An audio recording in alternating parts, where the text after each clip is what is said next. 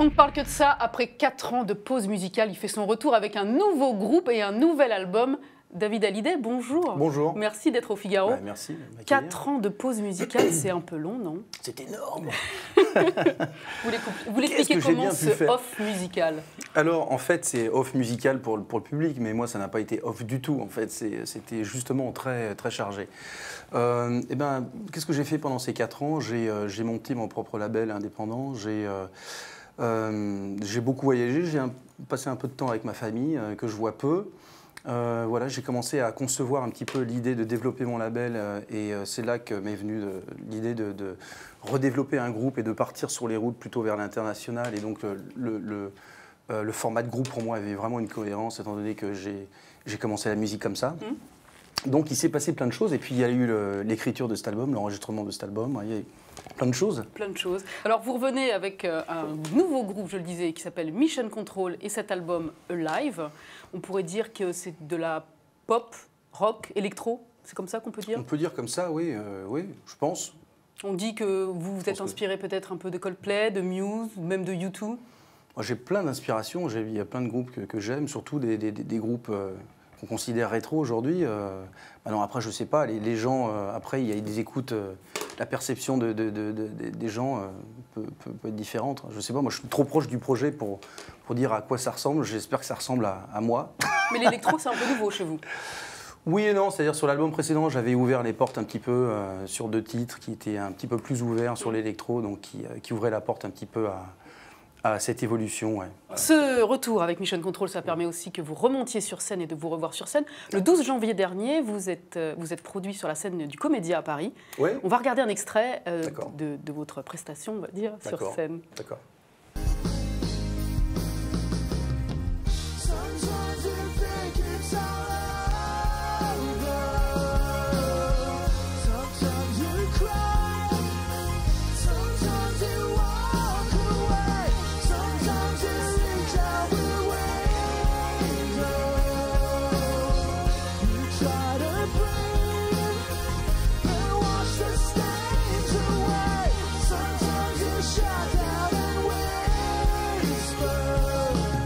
Je trouve que vous prenez beaucoup de plaisir en vous regardant. Oui, mais c'est pas quelque chose qu'on a l'habitude de voir en fait chez vous, de vous voir sur scène. Avoir du plaisir. Non, mais on vous voit sur les plateaux. On vous voit sur les plateaux de télévision en général. Vous êtes extrêmement discret et de vous voir en live de cette façon. Bah, oui, c'est possible. L'exercice de la télé, c'est quand même un exercice un peu compliqué, hors contexte. C'est-à-dire hors contexte, pour moi, c'est hors musique. Maintenant, ça peut être très plaisant, comme maintenant, on peut avoir des conversations sympas. Le problème de la télé, c'est que ça peut dévier souvent vers des choses, moi, qui m'intéressent moins, sur des choses très perso. Et c'est vrai que j'ai quelqu'un d'assez pudique et tout ce qui est en dehors de l'expérience que je peux vivre à travers l'art que je pratique depuis si longtemps, mais c'est vrai que je suis peut-être moins bon aussi à parler de choses qui m'intéressent moins. Voilà, c'est un peu ça. Mais sinon, oui, c'est un métier très compliqué, mais un métier à plaisir aussi, heureusement. C'est pour ça qu'on le fait. Alors vous êtes un personnage discret, mais vous êtes aussi un personnage extrêmement hyperactif, on va dire. Est-ce que c'est votre côté hyperactif qui fait qu'en ce moment même, vous êtes déjà en train de travailler sur un nouvel album, en français cette fois-ci? Oui. Bah, en fait, j'ai une carrière artistique assez intéressante. Il y a le côté indé, donc avec Mission Control et les artistes nous sommes en train de signer actuellement. Et puis, je suis signé en tant que David Hallyday, en fait, dans une major depuis 27 ans. Donc, c'est un petit peu 2 mondes artistiques très différents. Vous avez des engagements avec eux, qui vous imposent des délais? J'ai des gros engagements avec eux, voilà, exactement. Voilà, donc là, enfin, après, le côté, je suis obligé de leur fournir. Il y a un côté vraiment un peu fastidieux. C'est pas du tout comme ça. Vous avez dit un jour que vous seriez capable de partir en Amérique du Sud, de changer de vie, de faire des petits boulots. Je suis très attaché à mon métier, ça ne changerait rien à ma vie en fait. C'est-à-dire que ce qui me manquerait, c'est de faire de la scène parce que je suis interprète de mes propres chansons pour pouvoir faire de la scène. Sinon, il n'y a aucun intérêt d'écrire. C'est ça qui vous raccroche à la vie publique alors? Si on n'est pas... oui, c'est ça. Et tant que j'aurais envie de le faire, j'aurais un besoin de le faire parce que partager ce qu'on a écrit avec des gens, c'est l'une des choses les plus puissantes et les plus fortes au monde. Vous ne pourriez pas disparaître publiquement? Je pourrais, mais ça me manquerait vraiment. À ce stade aujourd'hui de ma vie, ça me manquerait trop. Quoi. Je sens que je n'ai pas fait tout ce que j'ai. il manque quand même un gros chapitre en fait. Et c'est un manque que j'ai là. Je suis super content de reparler, de commencer à tourner et tout ça. C'est pour ça que j'ai fait ce groupe aussi.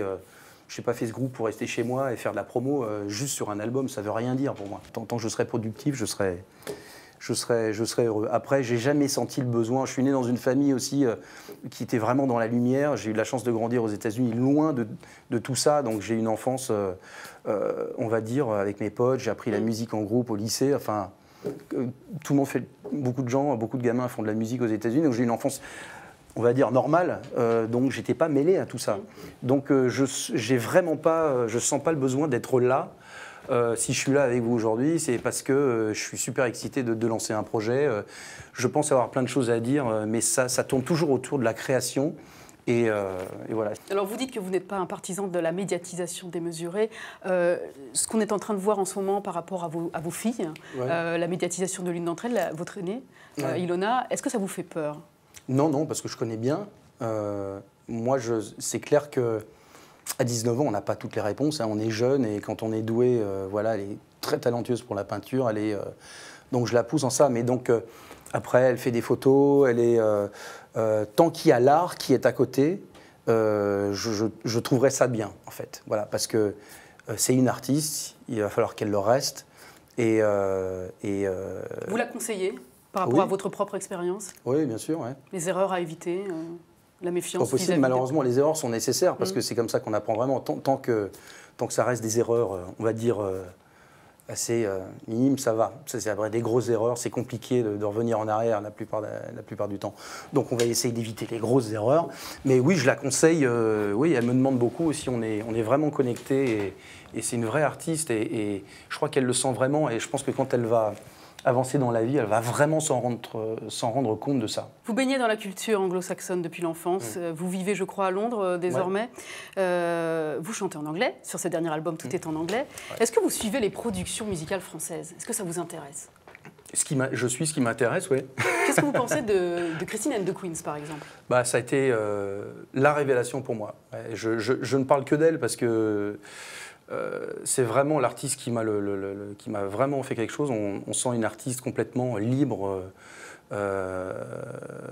vraiment libre de tout, quoi. Ça lui ressemble bien. Je la connais pas, mais on a l'impression de la connaître depuis longtemps. C'est une vraie artiste. Elle est profonde. Il y a une réelle profondeur artistique chez cette fille. Et moi, c'est ce qui m'a tout de suite m'a fait quelque chose. Voilà, un vrai univers. Et ça reste très artistique et je ne sais pas, j'ai été très touché par elle. On parle beaucoup en ce moment de David Bowie, de l'exposition qui lui est consacrée à la Philharmonie de Paris. Vous êtes allé la voir, cette expo? Non, pas encore, mais je vais y aller. C'est quelqu'un qui vous a influencé, parce qu'on parle aussi beaucoup de son influence en France. L'exposition en parle. Bien sûr, ça m'a influencé, pas au début, parce qu'en fait, j'étais plus rock à la base, j'ai plus été influencé, mes premières notes musicales... j'essaie de reproduire à la batterie parce que je suis batteur à la base. C'était plutôt Led Zepp, Pink Floyd. On va dire que Bowie est arrivé après Pink Floyd, mais a une carrière vraiment étonnante, Bowie. C'est un très très bel artiste. Donc il faut que j'aille le voir. Il faut que vous allez voir l'exposition. Ah ouais, c'est clair. Qu'est-ce que vous gardez de votre expérience à Rising Star, le télécrochet qu'avait mis en place à l'automne dernier M6? Ouais, une expérience. Des très très bons moments, quelques belles découvertes, des moments très difficiles aussi. Et puis non, généralement une belle expérience, un peu déçu que ça se soit arrêté. Vous avez été déçu de l'échec, on va dire, d'audience? Ouais, c'est dommage parce que je pense que moi j'ai accepté sur le fait que je trouvais que c'était quand même un semblant de réalité par rapport à un artiste qui se produit devant des gens et qui voit tout de suite qu'il y a un feedback, tout de suite voir si ça marche, si ça plaît ou ça plaît pas. Il y a une interactivité qui est quand même intéressante. Et je trouvais qui était vrai, tout ne reposait pas sur le jury. Et il y a encore des énigmes aujourd'hui. Je dis c'est marrant, dans le contexte actuel, on est dans le monde du numérique, du partage des réseaux sociaux, on écoute de la musique d'une façon complètement différente, on l'achète d'une façon complètement différente. Il y a encore des énigmes, je ne comprends pas pourquoi. Sur le fait que ça n'ait pas marché, c'est ça? Oui, ça a marché vraiment nulle part. Et c'est ça qui n'est pas simplement en France. Enfin, ça a marchoté dans certains pays, mais ça n'a pas été un succès. Le succès n'est pas au rendez-vous dans la majorité des pays. Et je comprends pas, mais enfin en même temps c'est pas très grave que je comprenne pas. Hein. C'était une belle expérience et j'en reste là. Vous pourriez revenir en télé sur un projet similaire ou autre chose? De ce type-là? De ce type-là ou sur un autre projet télé, si on vous proposait quelque chose, qu'est-ce qui vous plairait d'ailleurs? Faire une série par exemple. Une série, vous voulez dire un téléfilm? Oui, une série, ouais. Pour la télévision française? Je sais pas, peut-être. Je sais pas, il faut voir. Il n'y a rien qui vous plaît là? Non, franchement, j'ai pas trop le temps de regarder.